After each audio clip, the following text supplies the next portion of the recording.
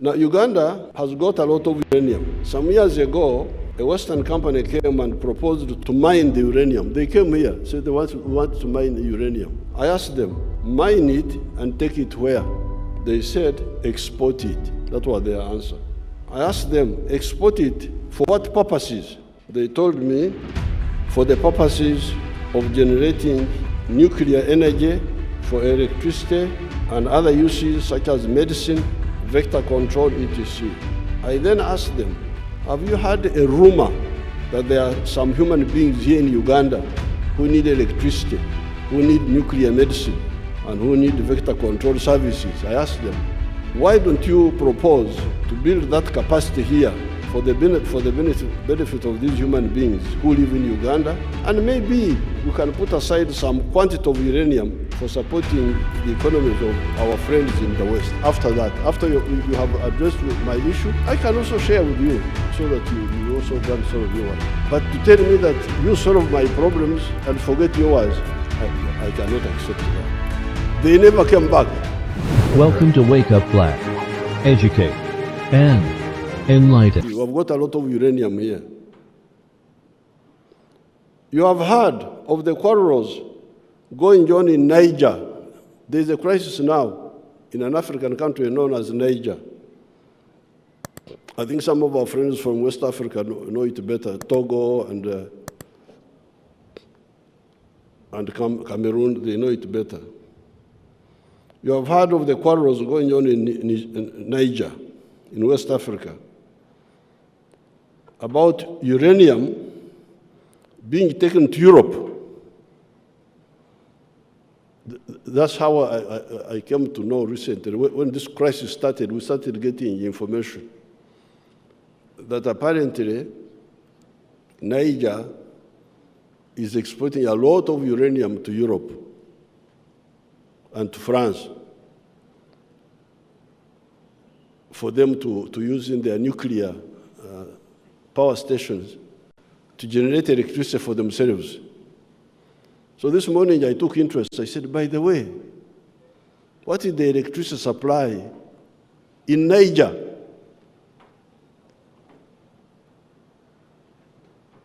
Before you sell uranium to the other person, how about you? What's happening to you?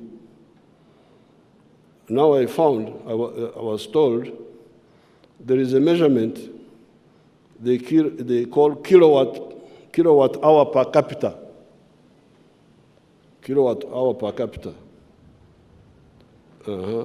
Apparently, the kilowatt hour per capita of electricity in Niger is 51.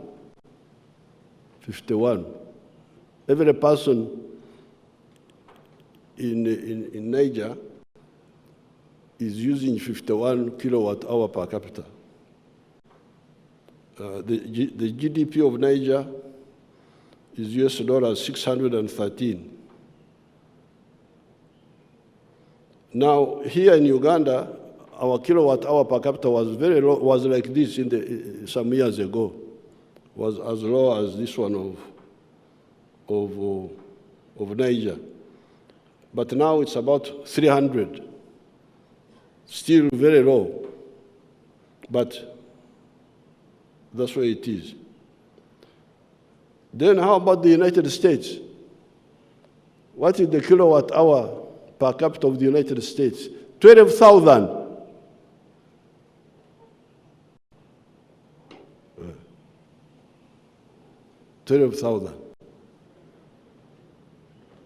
And there's a country called Iceland. It has got a lot of electricity. Of course, they have got a small population, but it is 54,000. Now, Uganda has got a lot of uranium. Some years ago, a Western company came and proposed to mine the uranium. They came here, said they want to mine the uranium. I asked them, mine it and take it where? They said, export it. That was their answer. I asked them, export it for what purposes? They told me,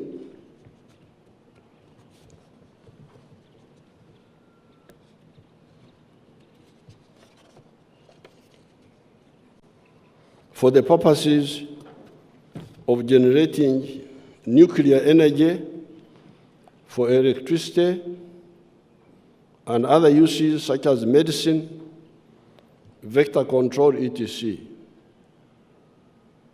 I then asked them, have you heard a rumor that there are some human beings here in Uganda who need electricity, who need nuclear medicine, and who need vector control services? I asked them, you want to take the uranium, but have you heard a rumor that there are some human beings here?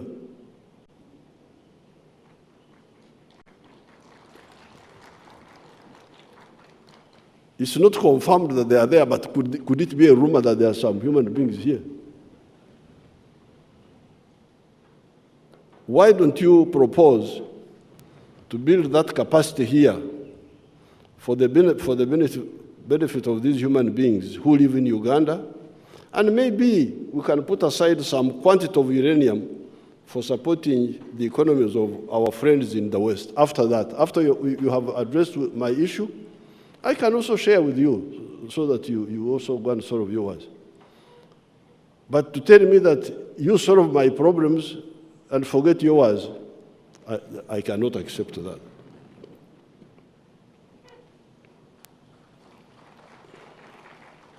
They never came back.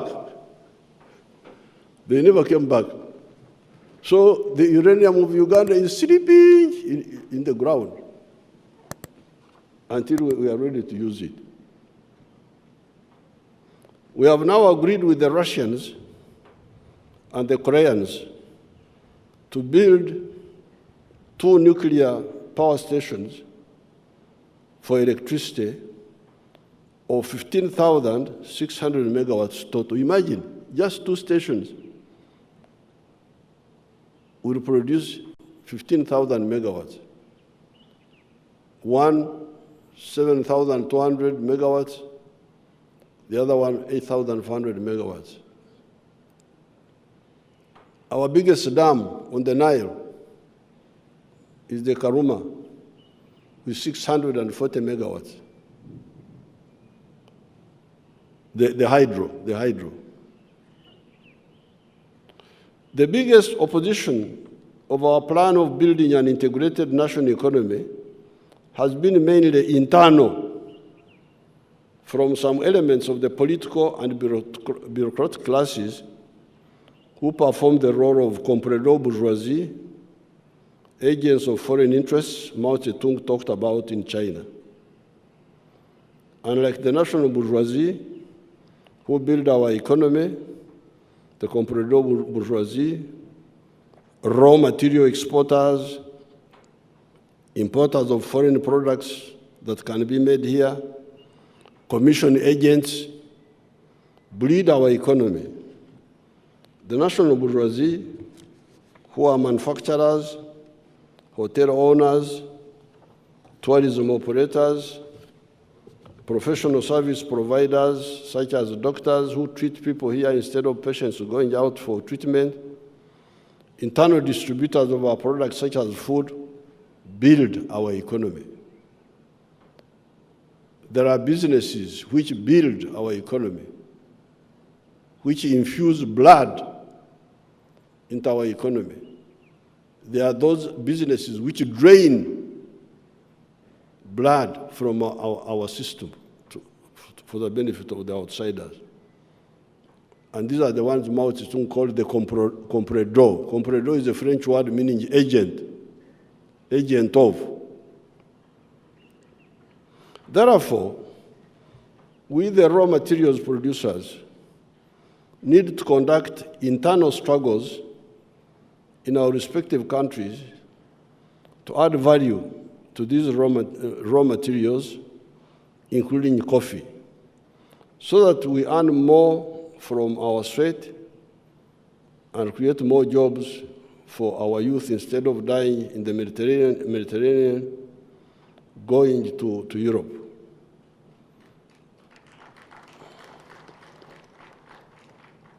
We also need to sensitize our partners in the countries that have been buying our raw materials at same slave prices that their economics is defective.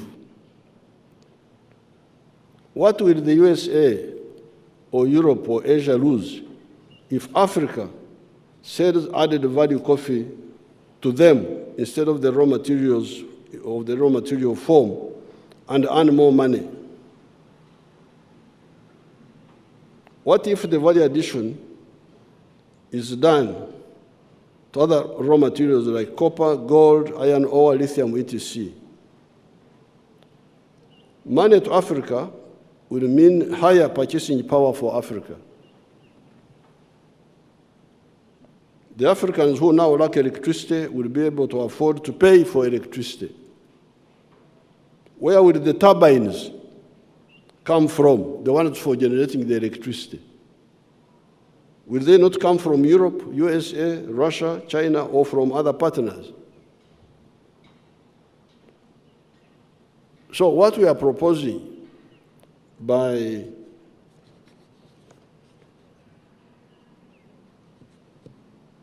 adding value to our raw materials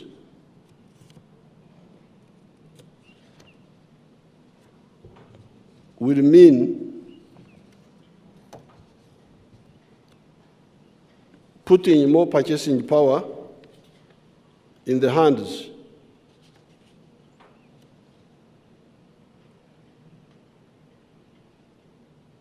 of the Africans.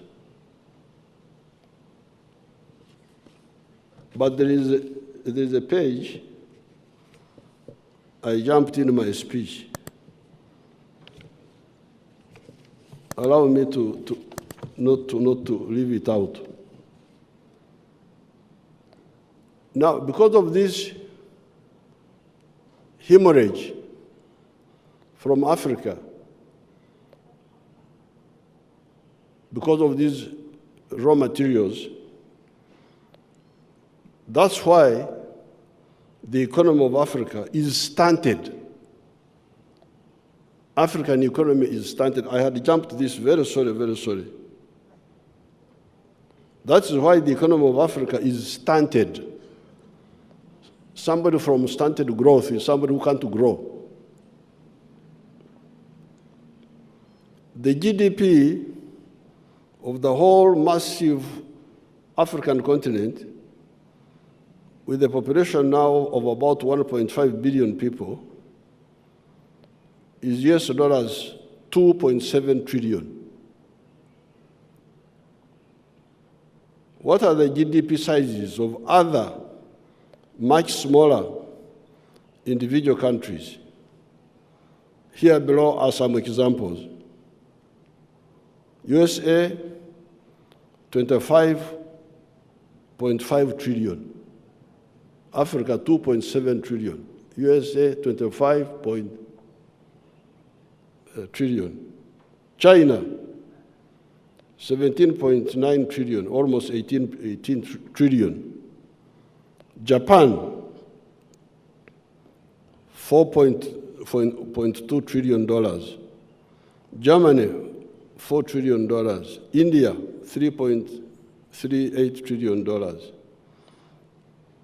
Even little South Korea has a GDP of US dollars 1.7 trillion, nearing the size of the African GDP. It must be pointed out that even this US dollars 2.7 trillion is a recent development, because the African economies are said to be growing at a fast rate compared to others in the world. Otherwise, Africa's GDP was only 500 billion some few years ago. However, much of that growth may be quantitative, not qualitative, producing more and more raw materials. Sorry, I had jumped that page in the speech.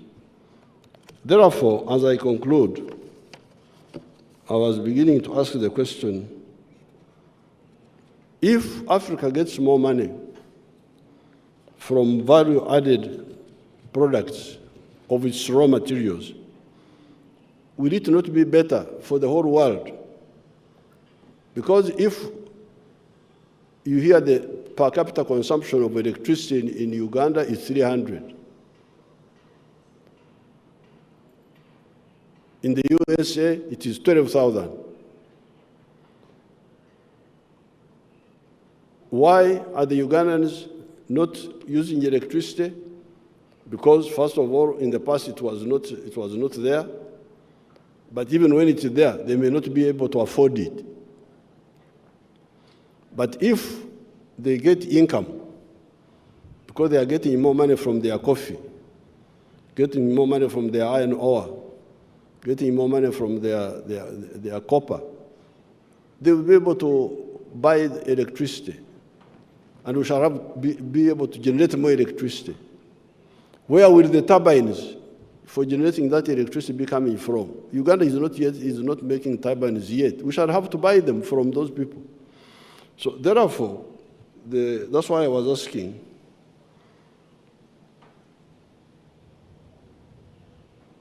the question was, how can greed obscure rationality to such an extent? Why can't people see what is good for all of us? In conclusion, I propose to say that global affluence will benefit everybody.